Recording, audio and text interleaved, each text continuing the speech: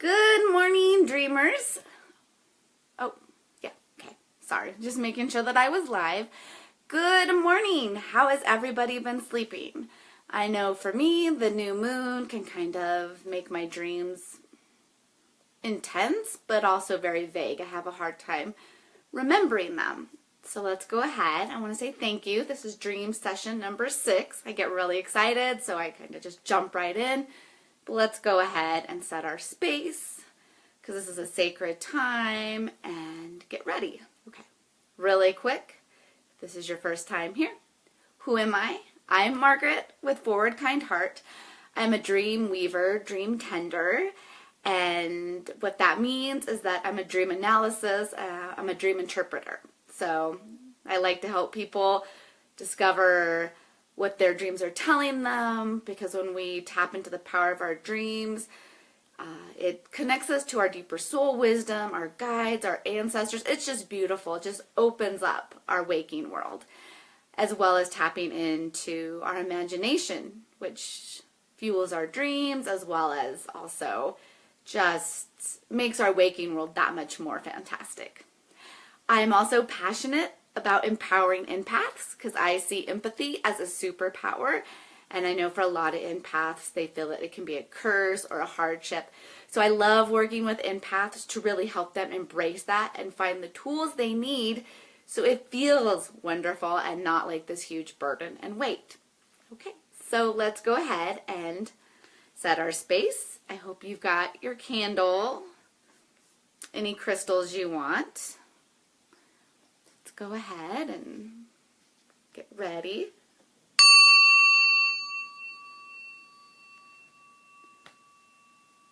I don't have a lighter, so we'll just pretend that I light it today. And the crystal that I brought today to join us is this little beauty, and it is Nephrite Jade. And it's really pretty. I don't know if you can see that. It might be a little blurry. And it really encourages compassion, gentleness with dealing with others. It aids in achieving lucid dreams and dream interpretation, and it can also ease stress.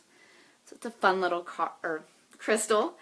The card was right next to it. So the card that came today is this beautiful card, Plenty. And so it talks about having enough. So do you have enough? Are you accepting of having enough? Are you always wanting more? Are you grateful for what you do have?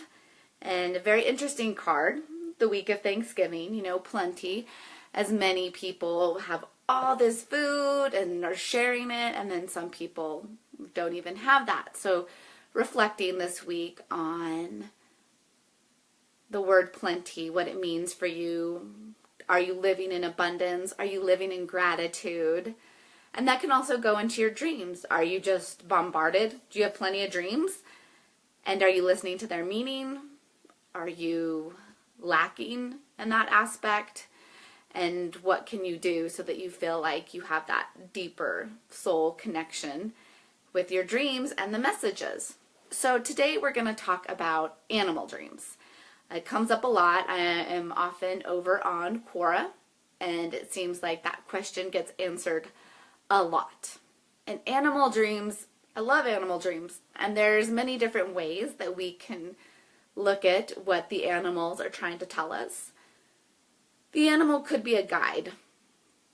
So it could be one of your spirit animals, it could be a totem animal, so it could be an animal that is with you your whole life, that guides you and really brings you, hello, thank you for watching. We're talking about animal dreams. So one way the animal comes in, it can be your guide, it can be a totem, it can be an animal that is with you your whole life. And to tap into that, look at the animals that maybe you've loved your whole entire life. That's going to be a sign that it is definitely a spirit animal, a guide, a totem. Different animals come in to help us at different points of our lives, and some of them will stay and some of them will go. Those animals oftentimes in your waking life, they're going to be the animals you're really drawn to. So maybe all of a sudden you notice that you're really attracted to owls and you're buying owl stuff, you're setting owls as the background on your computer, your phone, that is a sign that the owl is coming with a message for you. And so looking into that and really starting to look at that relationship. So animals in our dreams come in and they can, I'm trying to figure out where to go with this because it's a lot of information and I don't want to just kind of barf information on you. So animals can come in and really first look at the context that they're in. Are they attacking you? Are they loving you? Are they healing you? Are they ripping you apart? Look at how you're engaging with the animal as well as what you feel about the animal. Those are two really key things that you need when you're going to interpret what your dream means. So looking at what is the context of your relationship with the animal and how do you feel about the animal. Maybe you're being attacked by a dog, but you love dogs, so you're very passive and you're letting it happen. Maybe you're fighting off the dog. Those two different scenarios have two very different meanings. And so looking at, is the animal attacking you? A lot of times in attacking dreams, it's really like, it's getting our attention. Like this, you need to be aware of this. It could be that maybe your subconscious is trying to let you know that a person with those kind of qualities might be coming after you, might be attacking you. It might be your subconscious's way of looking at certain people in your life. It could be certain characteristics that either you're ignoring or you really need to look at and own them in yourself or see. Maybe like you think of a dog attacking you, looking, am I not aggressive enough or am I too aggressive? Or what is it about the dog? Start thinking about your association with the animal. So with the example of the dog, looking at what do you think about dogs? Do you love them? Do you think you're loyal? So maybe when the dog is attacking you, is your loyalty under attack? Are you questioning the loyalty of those around you? Start to look at the characteristics and the context that they're in to really start to see what is going on in your dream. So that's how to start with the animal dreams, is really, is it nurturing you? Do you need to nurture that quality in yourself? Are you too nurturing to others? So taking that time to look at your relationship with the animal, what you think about the animal. Is it an animal you hate? Is it an animal you love? And then also, I know I talk about shadow a lot because I love shadow. And remember, shadow is the parts of ourselves that we don't want to accept, that we push out, that we ignore. And our shadow is constantly, not constantly, but it is working to get our attention because it wants to be integrated. Because as soon as we integrate those parts of shadow, other parts of shadow get to come in, and it's an ongoing process, but it's this beautiful dance. It's this beautiful just ebb and flow of you learning you as well as you understanding others better. Because when you know your shadow, it opens you up and you understand others better. So if this is an animal that you're like, I cannot stand that animal, I hate that animal, there could be shadow there. If you know the animal's there, but you can't see it, so let's say you just know that there is a dog there and it is lurking in the background, then that is shadow. It's trying to get your attention and looking at what aspects of that animal you're pushing away that you're like, I hate that animal. I hate, ugh, yuck. What is it about that animal that really pushes you away, that really makes you despise it? And do you have those qualities in yourself? Can you own those qualities in yourself? Because when you own them in yourself, then they don't bother you so much. And the people that have those qualities, you have this deeper understanding for them. So, maybe let's take the dog. And maybe you hate dogs. And maybe it's because they are so loyal. And you think that is the stupidest thing, to be that loyal. So then you look at, when am I loyal? When does that hurt me? When have I seen people been abused by loyalty? Okay, when is loyalty a good thing? When can I own loyalty? And then you start to see how that works for other people.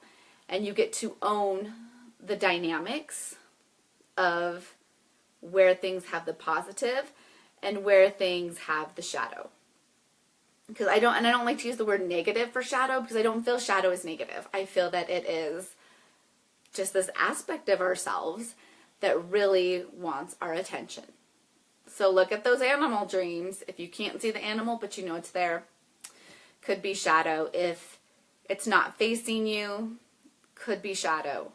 And really start to, like I said, delve into your feelings for the animal as well as the context that the animal is in.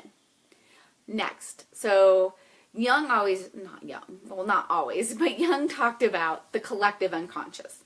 So this is where our myths, our legends, our the fabric, like the sharedness of being human comes into play. So once you get your personal meaning, and I always like to start with personal. So many times we run to the dream dictionary and it's like, oh, it says this is what a snake is about. Oh, it says this is what a dog is about. For the collective, yes. For you, maybe not. So you start with you. So you have your own personal meaning, your own personal symbolism. Because we all operate on our own different, our dreams and our imagination works on our own personal symbolism. Because we're all different. We have shared lived experience, but it's different based on who you are, your temperament, your environment that you grew up in, your environment now. And so even though we can have these shared experiences and connect on a human level, we also have our own perceptions. So going ahead and looking at, so then go ahead, get your dream dictionary. For animals, I have a book, I believe it's Animal Wisdom by, I had it opened on my phone, but now my phone, it closes up. So the book is, while that loads up, Animal Spirit Guides by Stephen D. Farmer. And that's the one I tend to go to. And then I look at because it talks about like the message. So if this animal shows up, this is the message. You can also go online, and Google dog symbolism. And then start to look at the other meanings of what a dog could mean. And that's always fun. I like to look at different cultural aspects for different animals and see how that might fit into my dream. Like ravens, they cross between the living and the dead. So if I'm dreaming about ravens, are they bringing me a message from an ancestor? Are they carrying me to and from the underworld? What is the story? And starting to weave that into your dream interpretation, it can just bring this deeper, more connected meaning. And you don't have to, like, if you love a certain animal and you disagree, so you go online, you grab the dream dictionary, you look at the animal interpretation book, and you're like, no, that is not what that means for me. Trust your intuition, because you know you. You are the expert in your life. You know you. So trust that, just be like, okay, so everything else says this about this animal. That's not true for me. And that's okay. You get to own your dream. Your dream is bringing you a message, not the whole world. It might be tapping on those stories because there might be a story there that you resonate with, that you relate to. And then you're like, okay, yes, I get this. I've got this. Okay. So, animal dreams. Seems like a lot of times people are dreaming they're being attacked. And so we talked about that. When you're being attacked, it's kind of that wake up. These are either qualities you're ignoring. These are qualities, like I said, it could be shadow. It could also be somebody that needs your attention, some sort of essence that wants you to incorporate it. Like I said, it might be, if a dog's attacking you, look at the qualities of the dog. Are you being too aggressive? That's another thing. If you're being attacked, are you being too aggressive? Are you being too passive? And then what is it? Like, think about a bear. If you're dreaming that you're being attacked by a bear, that's huge. It's a big, giant animal. So are you playing too small in life? Are you just bigger than life and you're kind of scaring people and overwhelming people? Do you need more love in your life? Because think about a bear and how terrifying they are, but also a bear hug, that big warm hug. Do you need more love in your life? And like I said, go with that gut feeling. Before you start interpreting your dream, I do what's called a quick hit. So I write out my dream and I look and I say, what is my gut feeling about this dream? And then I take that and I'm like, okay. And then I'll go back and then start to see, okay, what does a bear mean to me? Okay, it was attacking me. How did I feel when I was being attacked? Was I scared? Did I just lay down and let it happen? Because a lot of times in those dreams, especially dreams where we're being ripped and shredded and taken apart, that's really growth. A lot of times those dreams are symbolizing your growth as a person. So it's like ripping apart the old so the new can be born, like the phoenix. Those dreams can be terrifying. They can be unnerving. You might be thinking about that dream for a week, months, years. But a lot of times those dreams really are you evolving into the next stage of you. So those dreams are really exciting. And I know I've talked a lot about attacking, but also animals can come and talk to you. So what are they saying? How are you feeling about this conversation? Are you enjoying it? Are you put off?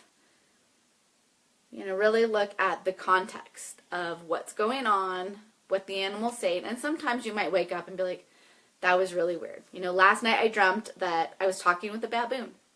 I don't remember what the baboon was saying, but it was just like a really chill conversation that we were just hanging out and talking. And so, get up. What do I think of baboons? I like them. They're cool. Really haven't come into my, like I'd be like, oh yeah, baboons. So then, okay, that was cool. It was just chill, like old friends talking. So then do I need to, reach out to old friends and talk to them? Do I need to be more friendly with people and just have these very relaxed conversations? And then I can go into what, like, the baboon means and what a baboon symbolizes. And play with that yourself. Okay, baboons, for some reason they seem wise to me. They're very innovative. Okay, so maybe I need more innovation in my life. So that's a lot of ways that you can work with animals in your dreams, or when they come to you. You can also, I know I talked about imagination, and I really haven't gone there in the dream sessions yet, but I really want to start, because the twilight, which is that period between awake and sleep, where you are starting to dream, but you are still very conscious of what's going on around you. Not very, but you are aware of what's going on around you. You can start to manipulate that and use your imagination. You can also do like a guided imagery. So we talked in the beginning about like animal guides. So maybe you're like, oh, that's awesome, Margaret, and I really want to know my animal guide. YouTube has tons of meditations on meeting your animal guide. So go on there, pick one. Maybe I'll make one and put it on SoundCloud just because that's fun and I like stuff like that. So, and then you can meet your animal guide. I was taught that anytime that you are engaging in active imagination and anything comes to you, you ask 3 times if it's there for your highest good. And if at any time it says no, you just ask for it to point you to the creature, the person, the being that is there for your highest good, so that you're getting the most valuable information. You're getting the information that you need that's really going to help you and align with your soul's wisdom. So that is the quick, the down, the dirty of animal dreams. And the more I do this, the more dreams that come in, the more we can really start to pick and pull and really delve into individuals' dreams and all that good stuff. So go ahead and I have my little sign up button.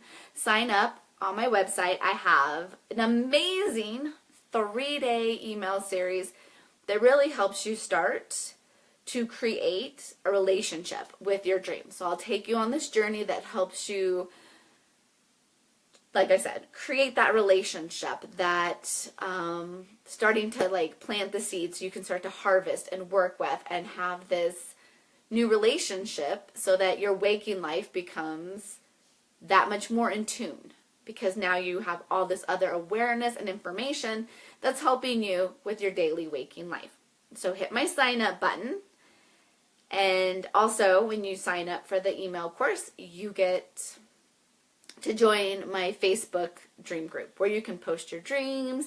I'll give dream tips and other people can say what they think, because that's always great. I love when I'll share my dream and I'll have one meaning and then somebody else will bring their interpretation, which just deepens my awareness into my dream and gives me a greater understanding of what my dream is trying to tell me. So thank you so much for watching today. In 2 weeks, beginning in December, this is going to move to Sundays. Same time, same place. I also had a request to get this up on YouTube, so I'm going to work on that. I want to thank you for watching. Again, 2 ways that you can participate. 1, message me your dreams. Send them to me. Write them here, Twitter, wherever. Send me your dreams or join live.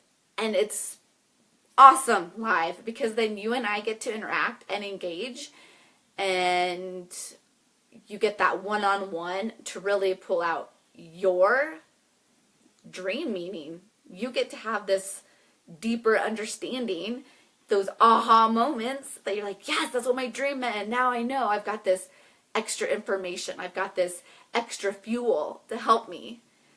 Well, thank you so much for watching. I hope that everybody has a wonderful, beautiful day. Happy Thanksgiving. I hope that it is full of plenty of friends and family and love. Back to our card. Plenty. And if you have plenty, share. See, we've also got the animal there. Talking about animal dreams today. Okay, again, thank you so much for watching, and thank you so much for letting me be your guide into your subconscious. Happy Thanksgiving. Take care, and I'll see you next week.